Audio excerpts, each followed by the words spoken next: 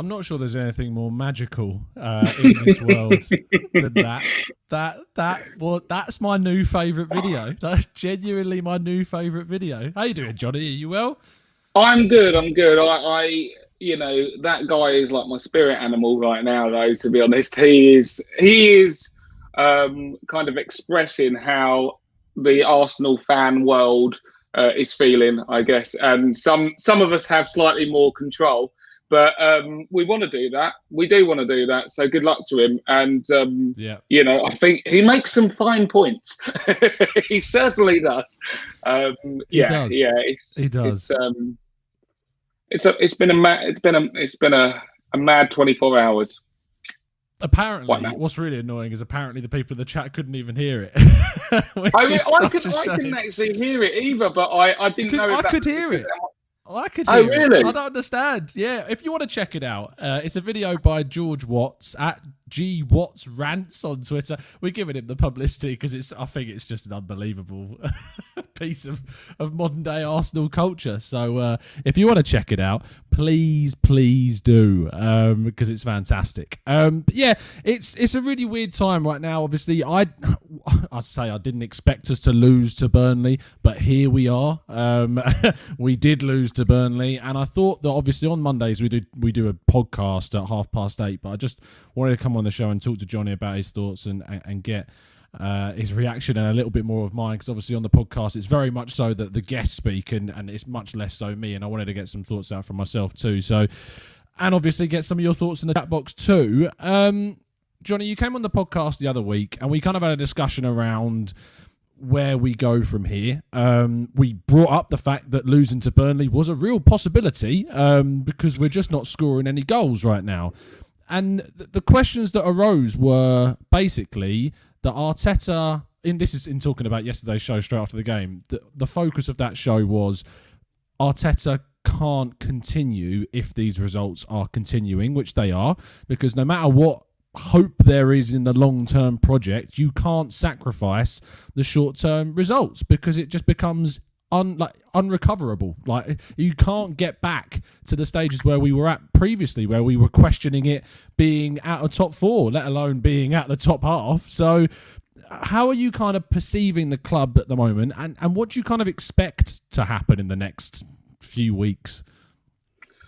Well, I mean, I don't think there's any other way to perceive the club other than in complete disarray. We are in absolute meltdown right now. It's chaos. And any fan watching it can see it. It's just patently clear because there is confusion, and it's not just at pitch level, and the manager watching on looking clueless at times, but it's what is happening on the pitch seems to be, to anyone that's been paying attention to Arsenal, a result of countless different decisions that have been made over a period of, years now, various different seasons that are now culminating in the utter goop that is on the pitch. It's real dross, and it's interesting that you brought it up, like that when I was on doing the talk last time, and I did say that I think we might lose to Burnley. I thought we would maybe not, certainly not win, because we can't score goals, and that hasn't changed. Now, if you're asking where I think we're at, it's P45 time, 100%. I'm not. This isn't hyperbole now. Someone's got to lose their job. It's a bad time. It's been a tough year, but someone has to go. The problem is because we cannot continue to allow this level of performance to persist, because it's like we then endorse it. Now, there are a few things when we think about Arteta, right? There are some that believe that he genuinely is underneath it all, still a very talented coach. He's got a lot of prospects to end up being someone who is, a great manager in his future. That's one point, which I'll come back to in a second.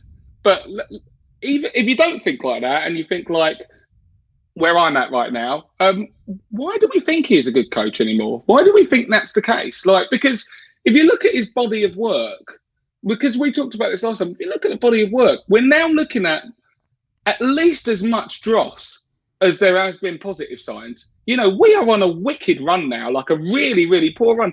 And he may never, ever get back to that level of new coach confidence, because I don't really see a way out for him at Arsenal anymore.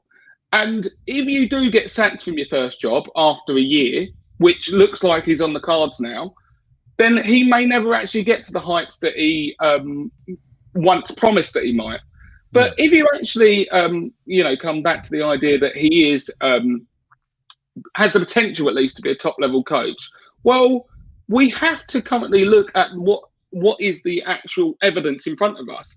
And some of the decisions that this guy is making now, and I don't say this with anger towards him.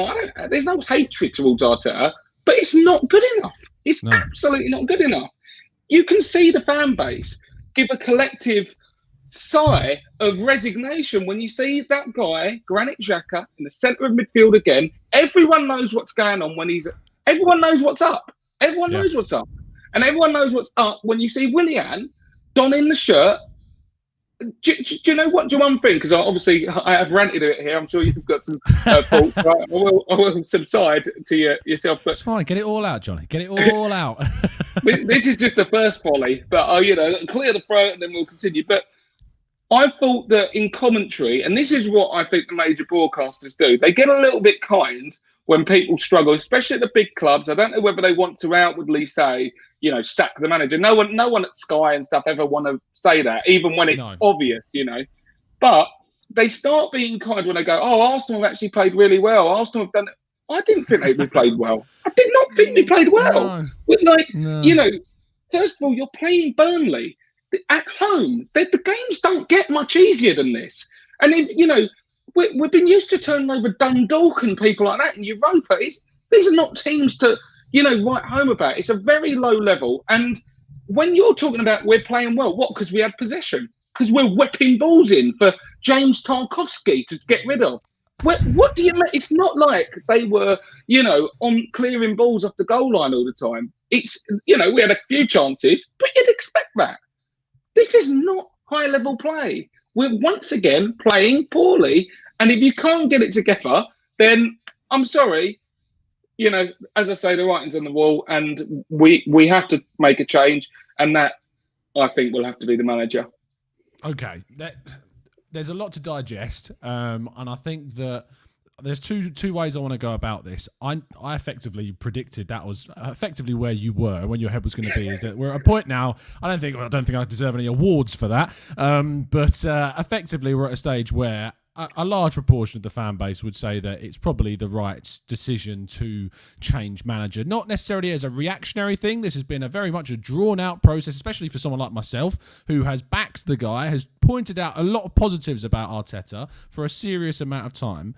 But you can only allow this to go on for so long. I would love him to turn things around. I'd absolutely love it. But I just have not got any evidence through several reasons, one of which, seeing, as you talked about, Granit Xhaka, the selection to pick that manager just makes no sense to me. It makes no sense to pick the players that are continuously failing to achieve on the pitch what maybe he wants to happen, and secondly, to have an impact on the game as a whole. Xhaka had no impact on the game. There was nothing that I can say that Granit Xhaka did besides getting sent off. He always blows those passes out to the wide areas, but ultimately that's only going to help us to get more crosses in, which in itself has no effect on Arsenal's protagonistic side of being in that game. And what frustrated me even more was after the game, he came out and said that the guys had put in 110% effort, had fought for that clearly they wanted to win and stuff like that. And it's just that plain treating the fans like they're idiots, which we had for so long under Arsene Wenger. And we couldn't have it under Emery because he couldn't put the words together to tell us. But at the end of the day, and it's a thing at Arsenal Football Club that's systemic. It goes to the top. When we had the AGMs, we're treated as fans like we know nothing about the game of football. And we are just here to accept it. And it's a real shame that it comes about that way. But we can go all the live long day about what we think should happen, what the ramification that will be. But what I want to know, Johnny, is that ultimately I mean, just tell me straight now, do you actually think the club are going to remove him from office? Because I don't see that happening personally. Do I expect him to be sacked today? No, I don't. No. Do I expect him to be sacked if we lose, as I actually think we will, to Southampton? Yeah, I do. Because there's nowhere else to go. The only thing, and first, can I just point out, I saw some comments going in there as well. I think Sam made the comment responding to mine about the fact that, we didn't play well, we played well for us. And I could accept where you're coming from with that, Sam. Fair play. The problem is, though, how low is our bar getting these days? You know what I mean? Like, we played well for us. What? We're in a rally scrap. Is this serious now? Are we actually in a rally scrap? It's an absolute disgrace. I don't want to see this football anymore. I've had enough of it. It's so boring. The games are boring. In terms of having players who can, provide that spark and that bit of creativity to unlock defences, there's just no one there.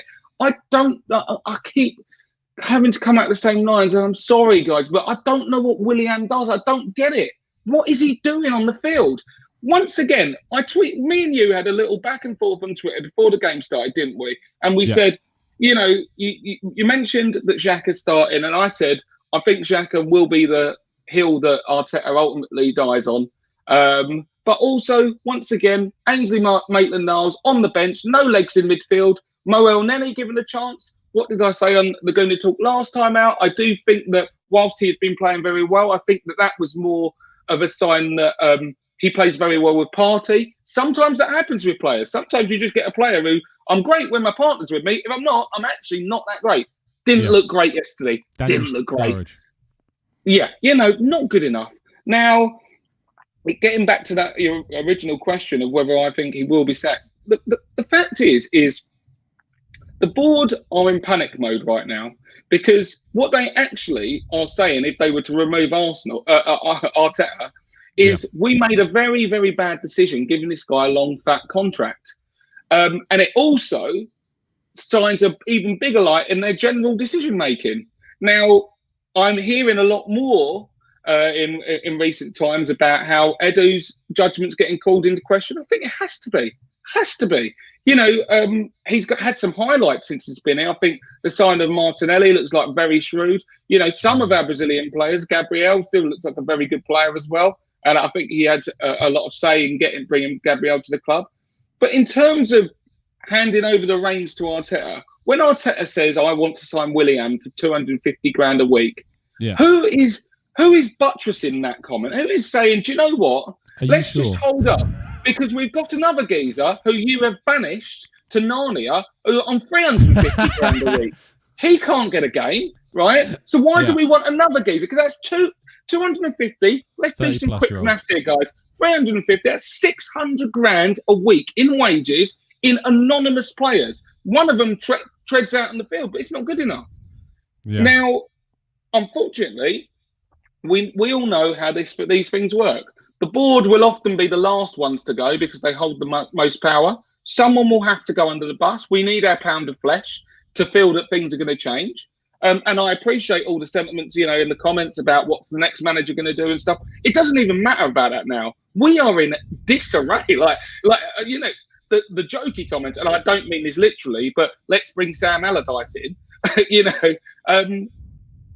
There's an underlying truth to it in the sense that obviously we're not going to bring Allardyce in, but having that manager to just bring in with a new manager bounce who knows the league, that will have to be a situation where we will start getting to, because other big clubs have had to do it. Again, I'm not talking about Allardyce or Pulis or whatever, but I mentioned a name before, like Ralph Hasenhüttl, who could come in, who already knows the league, who can hit the ground running. How can anyone look at the situation and think Arteta is a better prospect than getting someone like that in? It just doesn't make sense, So I don't think that the board will be clamouring to sack him.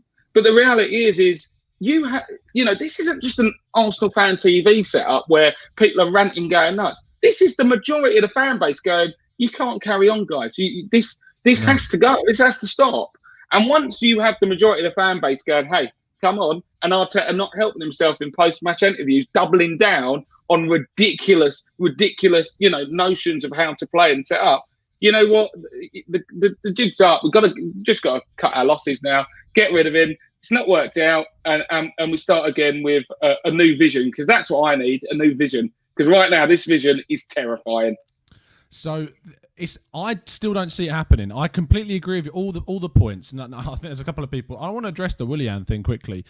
When he came in, like when he was signed, I was like, I'll paint you the picture of how I was like on the channel when Willian was signed. I was very much like, okay, he's been at Chelsea for a significant amount of time. He's Premier League proven, and Chelsea were desperate to keep hold of him. They wanted to keep him. They offered him a 2-year deal when they only usually offer 1-year deals to their 30-plus-year-olds. And I was like, okay, we've got Pepe there, and behind Pepe, we've got Reece Nelson. And that is a pretty big gap in terms of quality and competition for Nicolas Pepe. When Willian came in, the specific words I used was, he adds good depth to our squad. I didn't expect Willian to come in and be the number one right winger at our club going forwards. That is not what I expected. I was like, it adds good depth. We need to fight on multiple fronts, and we've got a good, I thought we had a good forward line to use.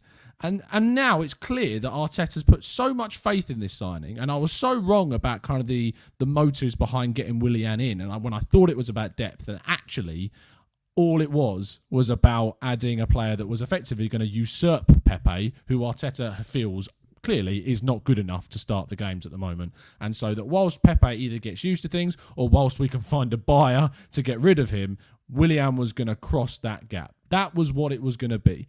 Ultimately, I can hold my hands up and say that signing Willian was a huge mistake. Like, it was such a big mistake. And you point out about the wages as well. Like, the wages and the signing on fee, all of that combined, I was never too keen on. I'm never too keen on the signing on fee and the wages of that. And that's what put me off Coutinho as well as a possible option, was the signing on fee, the price that it would have cost because he was under contract as well, and the wages that he would have come with, and the age that he also is. But it's just a case now where I don't see Arteta going. I don't see the club making that decision. From reading like all of into like reliable sources and outlets that have got information through the club, it seems as though the club are still very much behind him, and it's a case of things will need to get even worse before they make that decision. Now, what constitutes even worse? I mean, is that a loss against Southampton? Is that a loss in our next 3 games? Is that a loss up until January? Is that we get to the end of the season and we're genuinely still hovering above the relegation zone? Is that what constitutes gets worse? We don't know. We don't know what that is. But Johnny, where I want the conversation to kind of go from here is that knowing that it probably isn't going to change at this point, we're going into the next match with Arteta facing some forced changes, which I think will come as a big relief. Granit Xhaka being suspended, Hector Bellerin also being suspended. There are going to be changes to the lineup. What kind of changes are you expecting based upon what we know from Arteta and maybe how we change it? And do you expect any of those youngsters that are desperate to get first team opportunities to get any chance at all? See, this is the problem, right? And this is why ultimately I am Arteta out now. I have the faith has fully gone. You know, I don't like it like that. This is what I said to you before. It's not about Arteta out. It's give me a reason for Arteta in. There is none. There's no, you know. Now, my reasons for essentially giving up on him is that even if so now he's forced to get rid of Xhaka, as you say. There's a bonus. He's forced to not play him for 3 games. It is obvious to everyone that's been paying attention that is not a decision he still would probably have made. So it's been imposed upon him. So I don't, without him knowing that the solution was not Xhaka, I don't trust him to find the right solution, because he didn't actually want to make that decision in the first place. If you cannot see the way we are so static the way we play. There is no dynamism in our team at all. There's no legs. We are slow. We are second to the ball in midfield. I mean, let's be honest about it. We're a better technical team than Burnley. We get our rosette. Excellent. There's teams who are better teams than Burnley who are playing in the Championship. Well done. You know, but the reality is they were as intense as us, if not more intense for a lot of that. They were getting stuck in. But what we need to do is impose our quality on people. And that comes through physicality. That comes through intensity. And that means that we need fast players who are going to get in and about it and, you know, to be able to progress our playing style. what scared me when Arteta came in was, I don't know, and this isn't revisionism or whatever. This is about how I viewed Arteta when he played for Arsenal. He was always the slowest geezer in our team, And yes, he was quite a good technical player, but he was often the sideways passer, the deepest lying midfielder. And we relied on a lot of our other creative players, the Santis and out of this world, to really provide that creative spot. Not really Arteta. And what I worried is whether he would build a team in his image. Hence the fact that he likes Granit Xhaka, because Granit Xhaka is actually quite similar to him in his playing style. We thought we would be getting a Guardiola Mark II, which would have been that tiki-taka football, intricate passes, triangles, and that's how Arsenal played for a long time. Arteta played under Wenger, would have seen that, and that's what he'd have imposed. But I'm not sure that that's how Arteta sees football or what he wants out of it. So if Granit Xhaka's out, who do we think is going to go in? Is El Neni going to get punished for a poor performance? We know Partey's injured anyway, so he can't play. Obviously, he would have started anyway. But, where are we going after that? If Hector Bellerin's out, we're probably looking at Ainsley Maitland-Niles going in there. Or Cedric. And then you've got El Neni playing in centre mid, Danny Ceballos coming in. And then we end up with the same issue with a lack of legs in there. When, if you really... I'm not talking about Ainsley Maitland-Niles like he's Pele. I don't think he is. But what he does provide is dynamism, is athleticism, and a bit of aggression a lot of the time. So for me, someone like him has to go in that central midfield to be able to combat. Southampton are no mugs, by the way. They're slapping people up. They are slapping people up. We got one coming our way, big time. We can't score goals. Coming. You know what I mean? Danny Ings. He's gonna have kittens with us. As well. Exactly. Adams. Serious geezers. Nathan Redmond's chipping. Walcott's gonna come and score. Walcott's. He's gonna score. Not celebrate. Oh, sorry guys. Sorry. I'm relegating you. You do that thing when they cover their mouths, just pissing himself like. Oh my God. Going down. Upgraded. The thing is, our players are leaving and they're saying that, like, Emi Martinez left for Aston Villa and he said in an interview that he considers the move an upgrade. He wasn't wrong. Like, he was not wrong. And Theo Walcott left for Everton and that looked like a step down at the end of his career. And that now looks like a better move. Like, the way that Arsenal have handled their recruitment and the way that they move players on has ultimately led us to this point. Like, this isn't where we are at right now, isn't purely down to Arteta. I think it would be unfair to blame it purely on him because he can only work with the players that he's got. The mistakes that he's making is he keeps picking the players that are performing. I'll just pull you on one point there, Tom. He can work with the players he got, but let's not pretend that he's just come into Emery's team again now. He had a summer. It's up to him to address the need. He tailed off that season. The reason why he earned my trust after the FA Cup was the way that we ended, the passion we were playing with, and I thought that he was, because remember, some of the games towards the end of last year, he was picking weird lineups. The moment you pick Mustafi, I've got question marks about your judgment. That's just a full stop. You should not play this guy, Xhaka, every week. But then Xhaka started playing well. Oh, okay. So I'm like, I think Arteta's slowly learning who are the wrong uns at the club.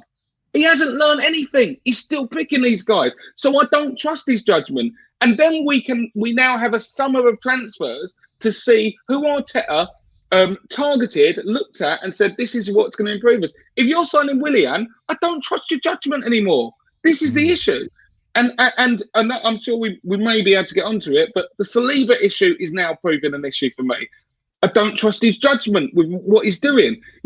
We've seen the way he's been with Martinelli. I don't trust Arteta's judgment. And that is the biggest issue for me right now, because we can, from the teams that he's picking, he's making bad decisions every single week.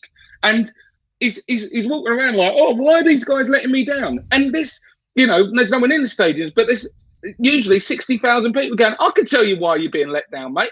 You know what I mean? This guy. And I tell you what, it's the majority of the team, if we're honest.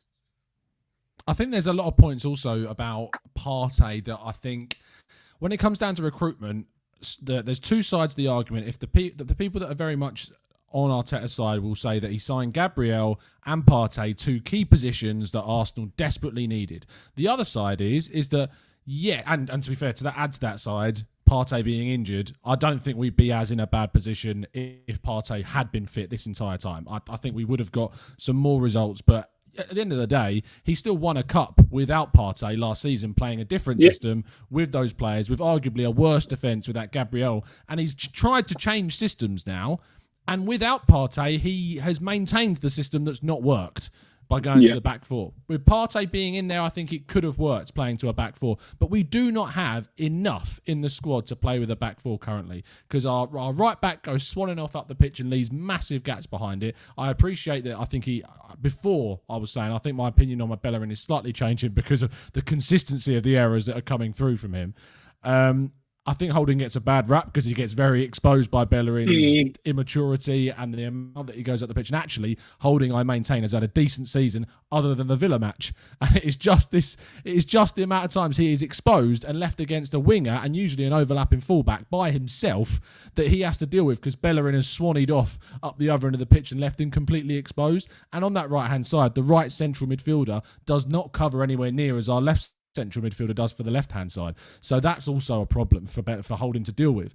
You look at the other side of the argument, though, you would say that we could have signed a creative player. Like, there were creative players available beyond just Houssem Aouar. And if we're honest, we need to add more than just Houssem Aouar in a creative capacity. We need to add at least two creative players. Because if you're going to get rid of Ozil and you weren't going to put him in the squad, like, we can have a debate about that all the live long day about whether Ozil should have been in the squad or not. But based upon the players that are available to us, he probably should have been. Like, based on footballing reasons, he should have been in the squad, because we just don't have anyone else in that position bar Emile Smith-Rowe really to play that number 10. Bukayo Saka and Willian have potential there, maybe, but they're not number 10s, whereas Ozil is a number 10 and we have no others that can play that position. So to leave him out, you were shooting yourself in the foot there. Whether you believe he would have changed things, I don't think he would have made a massive difference, but the fact that you leave him out of the squad is a huge thing. And then that has a perpetuating issue on the morale of the squad, because Ozil is a very respected member of the team, along now, as we've learned from Chris Wheatley's article in Football London, that Socrates was as well. And both of them being out is having a negative impact. If you're not going to include them and they've got a year left on their deal, pay up their contracts and get them out of the club. Like, there is absolutely no point keeping them here if you are not planning on playing them, because all that is going to do is add more negativity, more conflict, more negative thoughts from those players talking and being surrounded by those other players, talking over WhatsApp. I mean, I was so shocked to see Arsenal media actually post the video where William Saliba turns around and says, "I'm not an Arsenal player yet because I've not played." Like, I don't know if you saw it. He did that quiz with Lacazette and he turned around and he was like, "I don't know if I count as an Arsenal player." As if they put that out in the fan base to just drink in, as if that, what is the immaturity and the lack of like coherent sense to put that video out is crazy.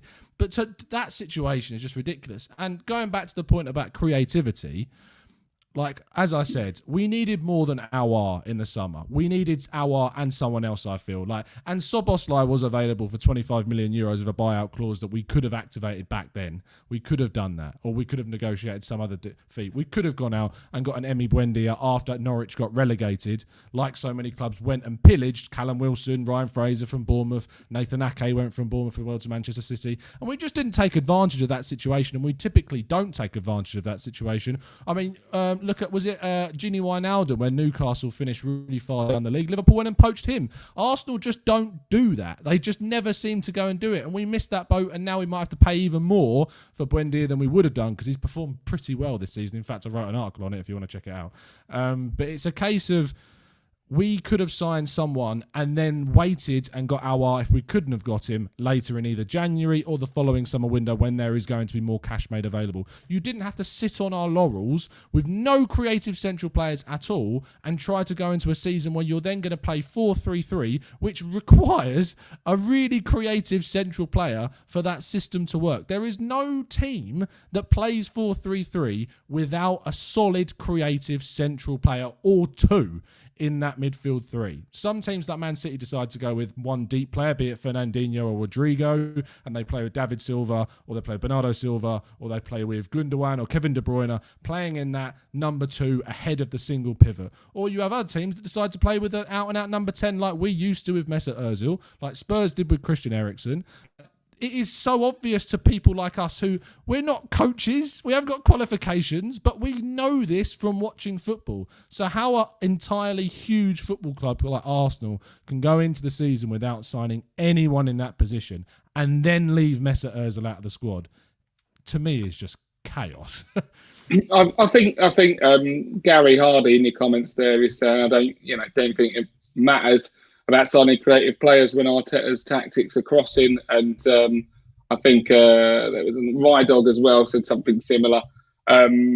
Now, I tend to agree with that in terms of tactically, we are being set up wrong, quite frankly, for the way that it's not that I don't think it could work if we want to be a crossing team.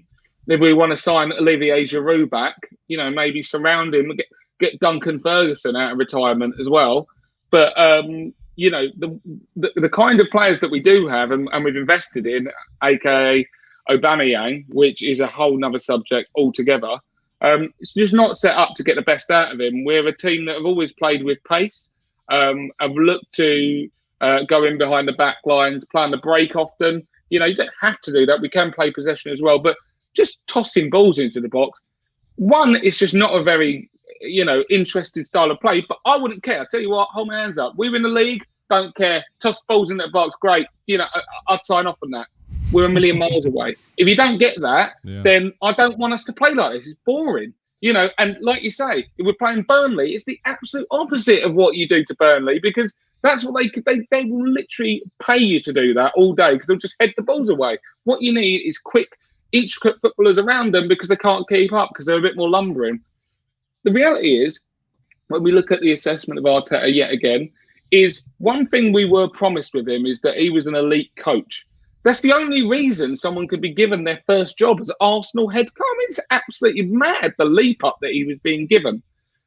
It's why people like myself at the time said, I didn't say that I don't want him to get it. I said, I just don't know why you are giving it to him. What have you seen? And this was always the risk of giving a first-time coach. If it gets out of control, it will get really out of control very quickly, because he's just not got the experience. Now, if you are telling me that he's an elite coach when you sign him, then I want to see our young players getting much, much better. And to be honest, I want to see our young players getting given chances, because the one thing that we could say is that if our team was packed with Emile Smith-Rowe, Joe Willock, maybe, give Joe Willock a go. You're talking about William Saliba playing 10 games already this year. I'm not convinced by Eddie, but Eddie's in and around the team. Saka's playing every game, you know what I mean? Then you could account for some losses along the way, because you know what you're saying, what we're doing, we're in a process that when these guys get good, like Project Youth, Wenger done it years ago, obviously a bit better than what we're doing at the moment, but you're hoping that through the tougher times, you're forming bonds between young players that as they grow together, they create a sum better than a product better than the sum of their parts, because they're so used to playing with each other. Not only do they get better as players, but their kind of connection that they operate with when they're playing is second to none. United done it back in the days as well. But we're not playing these youngsters. We're getting Chelsea cast-offs coming into the team, 32 years old, playing. Danny Ceballos doesn't even play for us. Doesn't look like he plays for us now. No. Do you know what I mean? Very good end to the season last year. Looks quite frankly awful nowadays. Do you know what I mean? In terms of our attacking lineup, obviously, the one thing I would say to him, Lacazette looks like he's actually been trying lately. Just doesn't look good enough.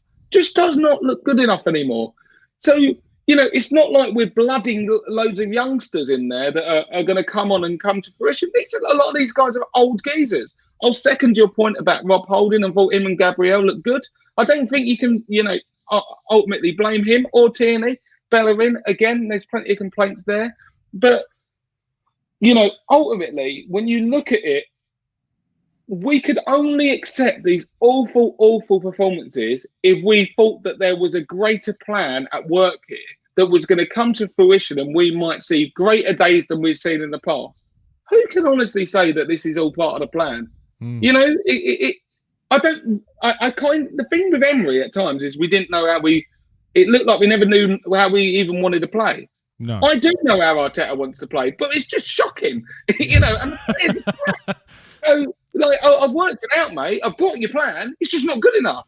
And let me play devil's advocate to that quickly, just to guide us in that direction. Like you say that how Arteta wants us to play. It is just shocking. How much of that is down to a lack of personnel available to play the way that he wants to play, or having a Partey there? Like, how much of it is down to that? Like, because it's, as we talked about earlier, it's not 100% the manager's fault for this.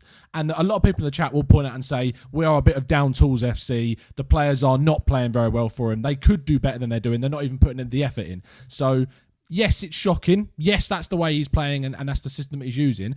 But how much of that is down to, do you think, the fact that we do not have the personnel to play that he perfectly wants us to play? Well, I definitely think that's the case. And I'm the first to say, I haven't said that it's all Arteta's fault. There are players who are letting him down. But what I'm saying is that he has to take at least a fair share of culpability, if not the majority of culpability, because he's had a summer transfer window to get some of these guys out and get others in. And not everyone costs 50 million, And yes, Thomas Partey's a good signing, but not every... I get the feeling that Arsenal's transfer strategy is based around PR rather than, plug and play players who are going to actively make a difference in the way that we play. So... it's more about, we've got to get that big party signing so we can get some Arsenal media going and get the fans whipped up, rather than let's get... And I think, again, Partey was a good signing. Gabriel's a good signing. But like you're talking about, Emi Buendia, players who we can poach for maybe a 15 million, 20 million, get them in and they are Prem ready and they're going to get in and be able to play. So in terms of how I see Arteta wanting to play and how I think we should be playing, I think what Arteta was doing with his 3-5-2 last year is he was saying, defensively, we are so weak, so let's just shut up shop deep and play on the counter. And it brought us some success in big games against big teams. They did what we wanted them to because they played loads of possession, they tried to come at us. We had some really good defensive performances and we hit them on the break. Remember those games? Remember those games we dominated, by the way?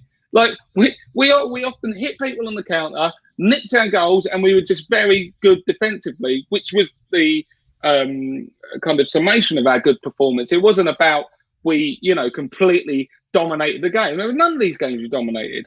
But now we got to see what Arteta, I believe, is trying to do, and that is he wants width in his teams. He wants to be tossing balls into the box, gradual build-up so it comes through possession. But I'll get on to stripping it apart anyway. So we have possession, we get it wide, we move the ball around, try to get the defence off balance. And then through whipping the balls in, we have some midfield runners, but ultimately our strikers getting in there and that will lead to goals. Not going to happen. The reason why it's not going to happen is because we move the ball too slow. You don't get the teams off balance because you're moving the ball too slow. And you haven't got any forward runners because we've got no energy in midfield. Without the forward runners, we don't have anyone to break the lines. If we don't break the lines, we don't create chances. And then all we have is, we crossed the ball 20 times today. And so, against Burnley, you might have the ball bouncing around once or twice. And Lacazette maybe should have scored. But this is not a way to play against big teams. We're not going to be able to, we're not going to be able to progress up the league playing this way. What Arsenal need to do is to get back to, we have to play with pace. Our team is now lacking a lot of pace, or certainly the teams that get picked. Willian, slow geezer. Aubameyang's fast, but doesn't even use his pace wisely anymore. I'm a bit disillusioned with the way Aubameyang's playing. I don't know whether that's the way what he's being asked to do, but he's been awful lately. Let's be honest. In terms of, Pepe would bring pace, but there are issues with Pepe and what he's been delivering, of course. Yeah. But we have to get to a stage where we can operate as a counter-attacking team in certain games where we have our pacey wingers, including the likes of Pepe currently, Aubameyang, Saka has to play. If it is Maitland-Niles or Smith-Rowe, because he actually has legs, they have to play, and we will defend deep and we break on them. The high press seems to have just disappeared. I don't know why. I like the high press. I thought it's good. We can nick the ball up there. And, if we're catching teams, particularly poorer teams, in their own third, we'd be able to create a lot more chances. In terms of our possession, I don't think we should need to be a possession team with this kind of roster. We've not got good enough players for it. If you've got Man City squad, yeah, you can do that. We need to move the ball quickly through the lines to be able to get out attacking players in good positions. But we don't do that. So I think we need to get to either being at times a counter-attacking team with pace. We need to pack it with pace. We need better energy in midfield. So that means playing your Maitland-Niles. I don't think these are the answers, by the way, long-term, necessarily. Anyway, maybe Maitland-Niles comes in, is amazing. We can with the squad. Yeah, but he needs to go in. Obviously, when Partey comes in, his first name on the team sheet. But those guys, if I saw Partey, Maitland-Niles, maybe a Smith-Rowe in there as well, whatever, I feel a lot more confident that we're going to outrun and out-challenge a team. That's what I want to see now. But we can't see Xhaka, Elneny, Ceballos in there. It's just too static, and we'll keep getting the same results that we've been getting all this time. Wayne Sage dropped a super chat in and he says, so we're asking Lacazette to pick up the ball from our I think he means number 8 position, carry it forward, create chances and score, really. And I think that Lacazette point of playing him in this number 10 role is even more evidence that kind of putting Ozil out the squad was a mistake, because you're now having to play someone who is a striker who's never played that number 10 role ever before in his career, and you're now having to shoehorn him into this position because he's decent at holding the ball up and he can't score at the moment to save his life. So take him away from that striking position and try to just get the best from him in that sort of number 10 role. Let's just drop into the chat and see what some people are saying about what they think about Arteta. Ishb says Arteta needs to stop rewarding players for what they've done and not what they are currently doing.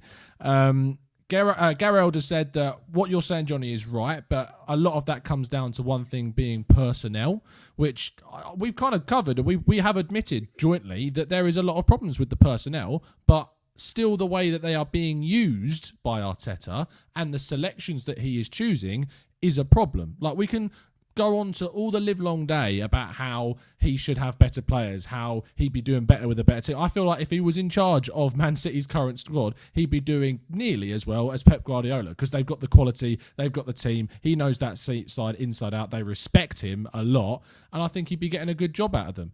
I don't think he'd be getting as good a job as Pep, personally. He's still inexperienced. But the point is that if he had the better squad available to him, he would be doing very well. But in this scenario, in this situation of trying to get Arsenal out of this mess, he just does not have the experience. He does not have the reputation and kind of the fervour that Arsene Wenger had, where during the worst times, every player still profoundly respected the man and trusted in his judgment.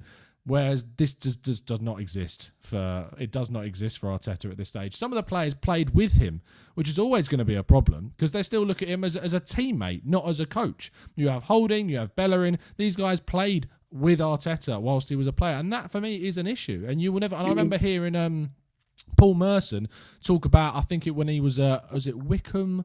It might have been Wickham. I can't remember exactly. Or Walsall. It was Walsall where he went to and he managed, but he played, and he said that he had absolutely no control of the players because they just looked at him as a mate, because that's what he was when he was there, and he transitioned from player to coach with players that were there that he'd played with, and it just couldn't work. And that dynamic is very, very difficult to kind of understand. Now, the last thing to come on to is actually talking about the psychological impacts of the squads. I don't know if you saw Chris Wheatley's article yesterday from Football London, but it revealed a lot about what's been going on behind the scenes. We touched on it a little bit earlier about the impact that Ozil and Socrates are having and the influence that they have.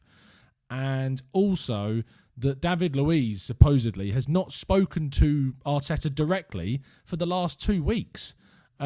Which is mental, considering I remember David Luiz being that guy that came out at the start of Arteta's tenure to say, this guy is an unbelievable coach. He's going to go on to be the next big thing. I remember that interview. And now, a year later, it's completely different. So what do you think has changed to go from where we were, where they thought he was this amazing guy, amazing coach, getting to win the FA Cup, dancing around the changing rooms, hugging Aubameyang, all that, to where we are at right now? Well, this is the interesting. This is where I do kind of stop bashing Arteta, if it will. I mean, not in the sense that, once again, he is at least co-responsible for the players that are on the roster, but these players, so many of them, unacceptable. They're not good enough. They're not good enough football players to play for Arsenal. If these guys were 17 years old, I'd give them a couple of games more. You know what I mean? They're not. Somebody 32, 33, internationals. It's done. They are cooked as players. They're not going to get any better. They are going to get worse. They are. But how, as a club, do we reward these guys? We've got mercenaries all over the gaff. David Luiz. This is a Chelsea geezer. And don't get me wrong. Like, I think what David Luiz. Do you know when you have relationships, right? You know, and it's like sometimes someone does something wrong to you, and at that point you have a choice whether you want to leave them or take them back. But what you can say is that if you ever do that again, then I'm gone. Okay, because I didn't see that and I don't accept it. If they do it again and you take them back, it's your own fault, mate, because they've always told you who they were. They've shown you very early on who they were. And if you want to keep going with that relationship, then that's on you. It's not. You can't even blame the geezer anymore. David Luiz has always been someone that on his best day can put in world-class performances. There's no other way to say it. He is capable of excellent defensive displays, married with world-class distribution from a centre-half. That is not what you get week in, week out. What you actually get is a guy who is absent-minded at best, is temperamental, can completely cost you the game based on what he puts into it, horrendous challenges or whatever else, red cards, and just in general, just just leaving his position. So I don't think that he is a guy who is now showing something new by not speaking to the manager in 2 weeks. Why did you sign him? Why did you give him an extension to his deal? You shouldn't be building a squad around a 33-year-old ex-Chelsea player who is temperamental. We signed Gabriel. This geezer looks like the real deal. He should be playing all the time. Rob Holding plays all the time. But, you know, David Luiz, is he next in line for that situation, you know, to come into the team? When I keep bringing his name up, William Saliba, very good prospect. You're telling me he's not good enough. Well, is he good enough to not cause massive issues within the squad like David Luiz is? That kind of temperamentality. So, you know, it's the judgment in putting him there in the first place.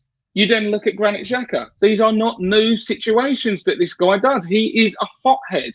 And barring the end of last season, has been awful throughout his Arsenal career. He's just been completely... He's actually been, I wouldn't say inconsistent, he's been consistently poor outside of the 6-month flurry last year.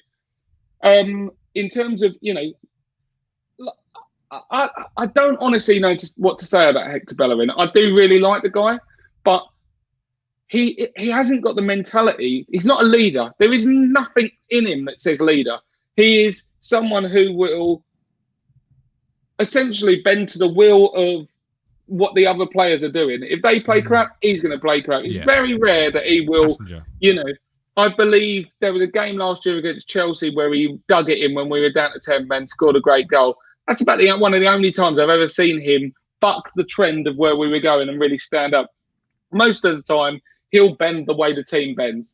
You know, and if you keep creating the team around players like this, then you really can't, you know, complain about the product. Aubameyang is not a leader.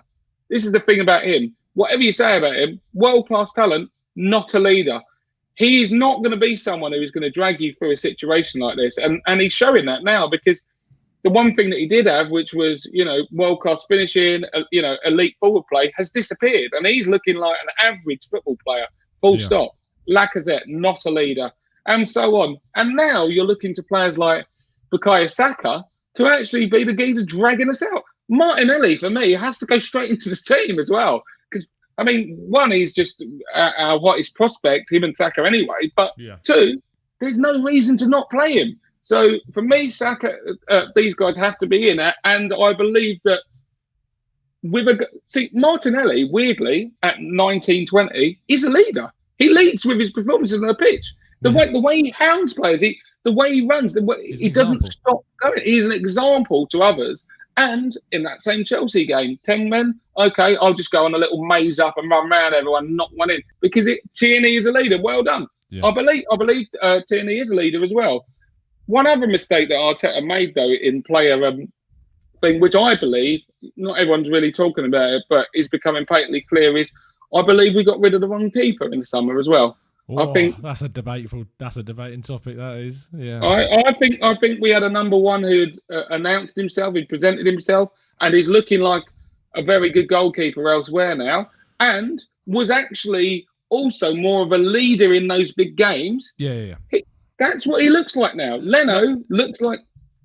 Sorry, man. Let me explain my kind of perception. This is kind of the last topic before we wrap things up. Let me kind of explain my perception of the goalkeeping situation.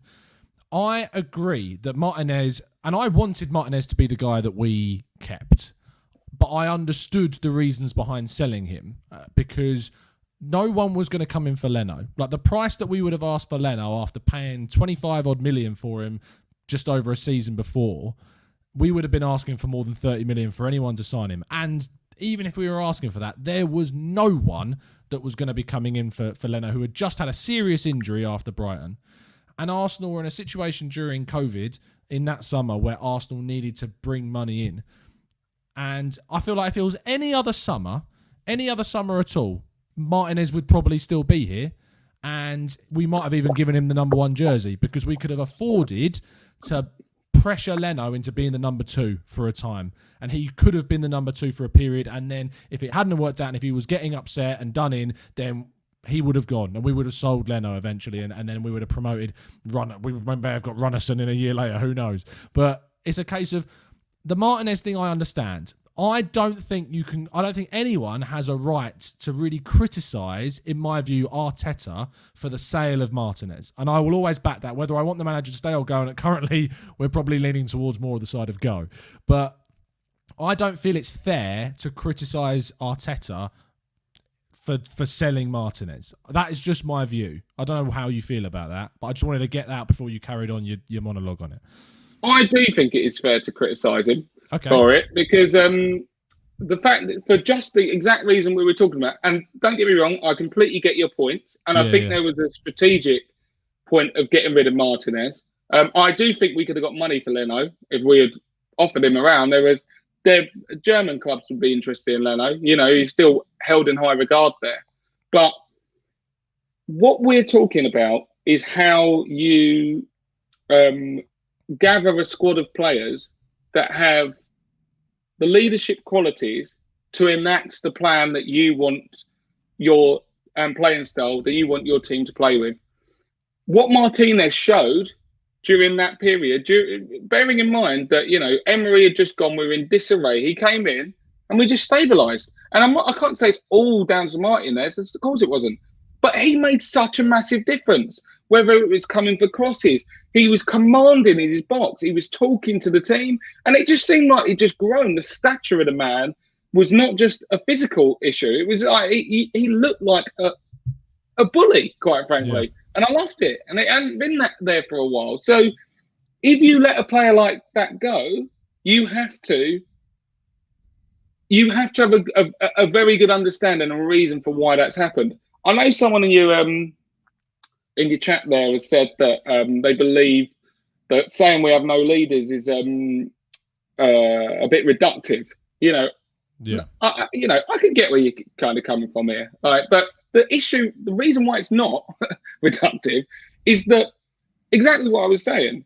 If you are set about changing the culture of a club and the playing style, you need leaders. Because what is one of the most infuriating things when you look at how Arsenal have changed their playing style?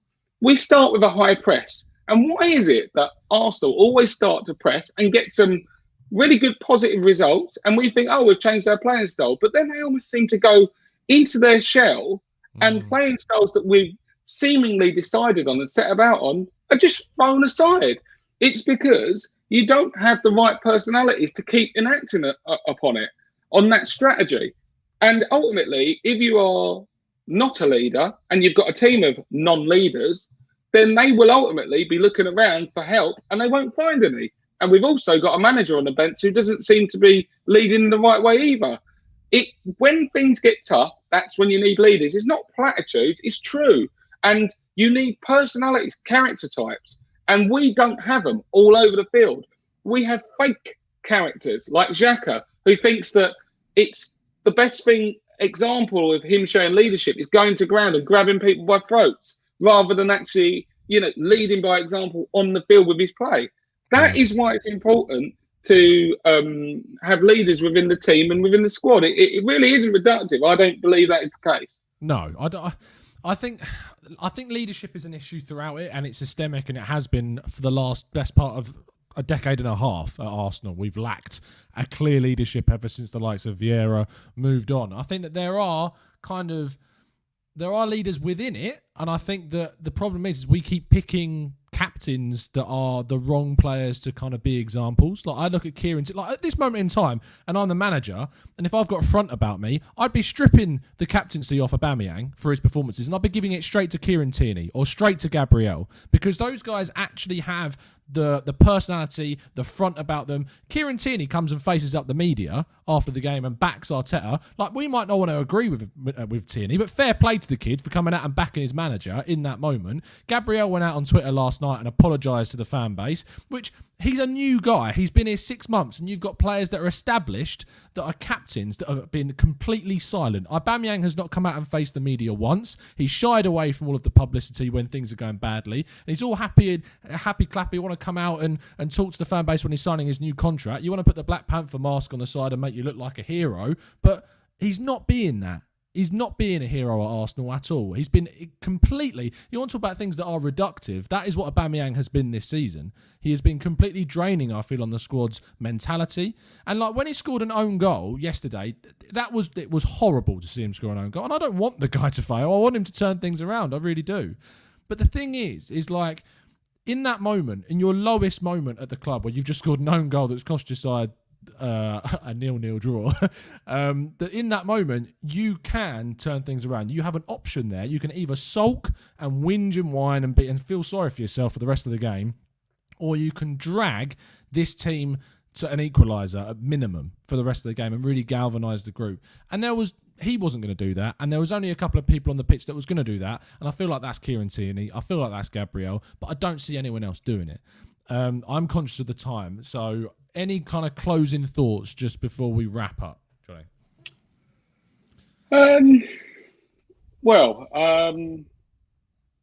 To kind of summarise some of the stuff that we've talked about, do I expect Arteta to be sacked in the next couple of days? No, I don't think the board have the gumption for it, even though I do think that's the right thing to do at this stage.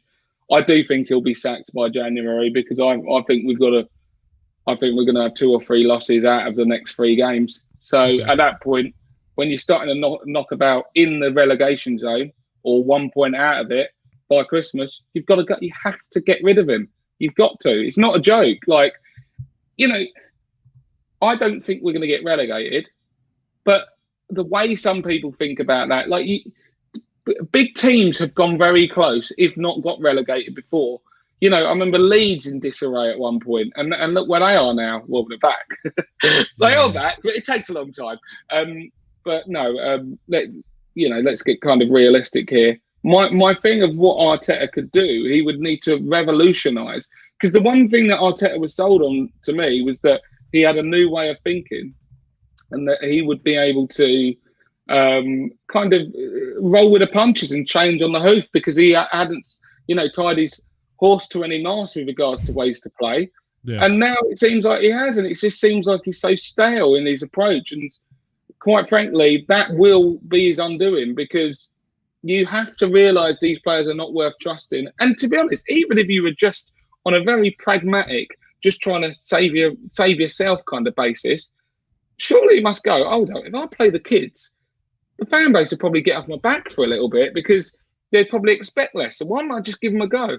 I think that's how it would go. You know what I mean? But if Willian keeps rolling out there, mate, you know, if it's Xhaka or whoever else you want to do, then you deserve what you're getting. And I don't think that because of his post-match comments, which are one of the biggest reasons why I think, which are leading people, you know, because if he was genuinely like, I think, you know, I've been kind of lied to by the players and let down, and I need to change my approach, I think people would have a bit more patience. Doubling down, no, mate, you don't look like the right man for us.